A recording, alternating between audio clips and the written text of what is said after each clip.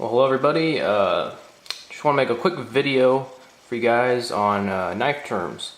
I know a lot of you guys are getting into knives, you like knives, but you know, people always use these terms and you have no clue what they're talking about. So I just wanted to explain a lot of those common terms that can be hard to understand for, especially for you guys, your beginners. Okay, the first I want to go through is belly. A lot of people will refer to the belly of a knife, and I'm just going to show you what that is. A belly of a knife is the curved part of the blade's edge. So if you look right here, see where it curves? Now some edges don't have a belly. For instance, like this leak here. I mean, maybe just a hair, but I mean it's almost a straight blade. So that's what a belly of a knife is. Scallion has a pretty pronounced belly, as you can see there. Next thing I want to go through is the choil of a knife. The choil, I'll show you here, is basically right here, the unsharpened part, just right before the actual sharpened edge starts. Now the edge is pretty self-explanatory. The edge is this part right here that's actually at a different angle than the bevel or, you know, any part else of the blade. That's the actual edge that makes the knife sharp. And with the part that you actually sharpen up is this edge right here, this very small part of the blade. Next thing I'm going to go through is the bevel. The bevel is like kind of a tapered area that goes from the spine of the knife, which I'll get to the spine later, all the way to the edge, which is what I just described to you guys. So it's this part right here. See this line? It tapers from this line to the edge. Maybe it might be hard to see on camera, but it does. So you can see this knife's the same way. It tapers from here to here. Okay, the next thing I'm going to go over is a mirror finish. Now I'm not going to get too much into stuff about blades, because I'm going to do a separate video, and by the time you're watching this, it's probably already up, on all about knife blades, you know, shapes, finishes, steels, all that kind of stuff. It's kind of this whole nother category, so I'm going to do a whole nother video on that. This is the really only knife I have to somewhat demonstrate this. When I first got this, it had a really nice mirror finish on it. And now I've used it and sharpened it so much, it's kind of fading, but you can kind of see it. I mean, it's pretty much, you know, self-explanatory. It is what, you know, it sounds like it is. It's basically where the actual edge, the actual cutting edge that I just described, is where it's actually kind of like a mirror, you know. It's real shiny, polished looking. That's pretty much what a mirror edge is. Next thing I want to go over is the liner. Pretty common thing in a knife is a liner. Depends how the knife locks. If you want to know more about locking systems, I actually did a video a while ago on the difference between a few different locks. I covered liner lock, frame lock, and lock back, I believe. So check that out. I'll put a link in the video, that way you can get to that. But I'll just cover that real briefly. A liner, I'll start with the liner and then the liner lock of a knife. See, this part right here is kind of a brownish, sandish color. That's the actual handle scale, made of Zytel. The thing next to it right here, that's more of a silver, that's the actual liner. It's on both sides. So the liner is a steel lining that's inside of the scale itself. Sometimes it's inlaid in the scale and sometimes it's visible, like this one. An example of an inlaid liner would be a Blur, Kershaw Blur.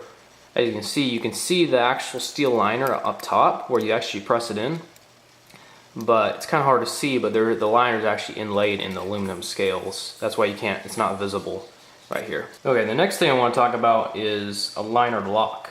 Just talk about the liner. Next thing I want to talk about is the liner lock. Okay, so the liner, as I showed you just a second ago, is this part right here, this kind of silver. And they're not always going to be, you know, steel color, but oftentimes they are. The liner lock is this part right here. See where the liner is actually usually on the left side, it's actually bent over. They actually do that on purpose. That way when you open the knife, it comes over because it's naturally bent. So it comes over and that's what locks the knife in place. That's what a liner lock is. Next thing is a lock back. I would show you this lock back on my Twitch 2, my SOG Twitch 2, but I couldn't find it. I think I left it in my car or something. But so I have this cheap little China knife. I'm going to show it to you on. Same principle. Lock back's basically a locking mechanism that's on the back of the knife, on the handle. You can press this in to unlock it. Pretty straightforward. So you just press that in on the back, and that unlocks it instead. Okay, the next thing I'm going to talk about is a slip joint, which is kind of like a locking system, even though it's really not, because it actually does not lock. Now, you usually find a slip joint on a knife like this, a smaller knife, and basically what it is you open it, and it almost kind of feels like it locks, but it actually doesn't completely lock. As you can see, I can just press this right back over. And that's how it's made to do that. That way basically it has enough like force or whatever to where you know, it's not gonna just like fall back over. You know, it stays in its place. That way you can cut stuff, but then you just put a little bit of force into it, and bam, it closes. Okay, the next thing I want to talk about is retention, edge retention. A lot of people will talk about this, how well does it retain this edge, what's the edge retention like, so forth and so on. It's basically just how well this edge keeps its edge that you sharpen it with, or it comes with. So basically just how well it stays sharp. I mean, that's pretty much all it is. And usually that will determine on the kind of steel you have. Usually that's what, you know, if you have crappy steel, then your edge retention, you know, is going to be crap. But if you have a better steel, then it's going to be better. Okay, the next thing is scales. A lot of people talk about scales, knife scales, handle scales. Basically what that is the material that is used to make a handle, any kind of handle on a knife. You have just a few to name off. You have G10, which is like this knife here. It's kind of like a semi-rough kind of feel, not real aggressive though, but it's a very common handle material to use. So they got G10, you got Zytel, which is basically like a plastic, is all it really is. Like this particular scallion is made of Zytel. The other kind of, you know, kind of fancy plastic, if you will, is FRN. And it's like Spyderco Delicas and Enduras use FRN. They're very similar though to Zytel. You can see that it's basically just a plastic is all it is. You got aluminum for one, which everyone knows what aluminum is. This CRT Ripple is made of aluminum. This Kershaw Blur is made of aluminum with some kind of grip inserts there. So anyways, that's what a scale is anyways, just material that handles are made out of. There's a lot of different materials, but next thing I want to talk about is ergonomics. And they'll talk about ergonomics on a car or on a plane. It's basically just how the knife's built, the structure, the design of the knife. You know, how well is it designed to fit the human hand, if you will. It's kind of hard to explain, but a lot of people know what ergonomics is.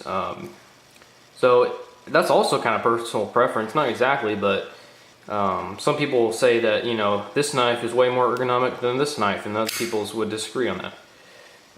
It's just kind of personal preference, but these are a couple of knives that feel pretty ergonomic to me. Next thing I want to talk about is the edge of knives, not the actual edge, but in a sense, you'll hear a lot of people say it has a plain edge, it has a combo edge.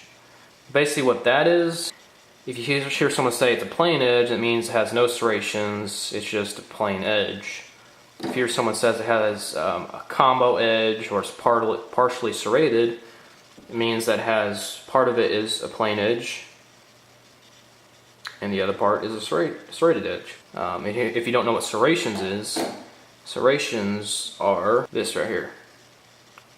This guy right here. It's kind of like a kind of like something you'd saw with almost, you know, just designed differently. Okay, the next thing I want to talk about is the spine of a knife. The spine of a knife is basically the opposite side of the edge that's not sharp. It's kind of what it sounds like, just this from here to here on this particular knife. Then you have the swedge of a knife, and usually it goes from the spine to the tip. So in this particular one, it'd be from here to here. Swedge. Next thing I'm going to talk about is the tang of a knife. The tang is the back portion of the blade that attaches to the handle. So basically it's the unsharpened part. You see it better on this knife. Basically from here, this knife right here, from this line right here all the way back. I mean, it goes probably all the way back to here. That's the whole tang attaches to the knife. It's been sharpened. That's the tang. Okay, next thing I'm going to talk about is carry. A lot of people say you have it on a tip up or a tip down carry. Tip up carry is basically when your knife, you carry it. So if you have a pocket clip up here, right in your pocket kind of like that, well, where's your tip facing? It's facing up if you're carrying it like this. So this position would be tip up carry. This position, since you have your pocket clip like this, where's your tip facing? It's facing down. That would be tip down carry.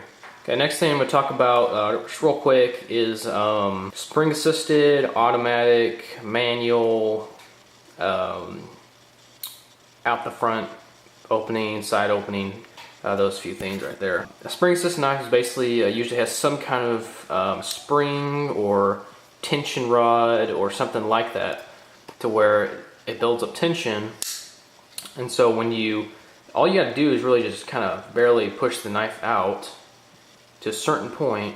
It's usually right about there. It's usually about, you only have to push it out to about there. Right there. And it'll just take off and it'll open the rest of the way. That's hence the assisted part. If there's a full automatic, all you have to do is like push the button and it'd pop all the way out. That's what an automatic is, just like push a button and it pops out. So that's assisted and automatic. Manual open, it's just how it sounds. That's where, you know, if you use assisted, you press it out to there and it already opened. Manual, you got to open it all the way to lock up. Which isn't necessarily a bad thing. I mean, a lot of knives, like my paramilitary 2, that's not a assisted knife, it's a manual open.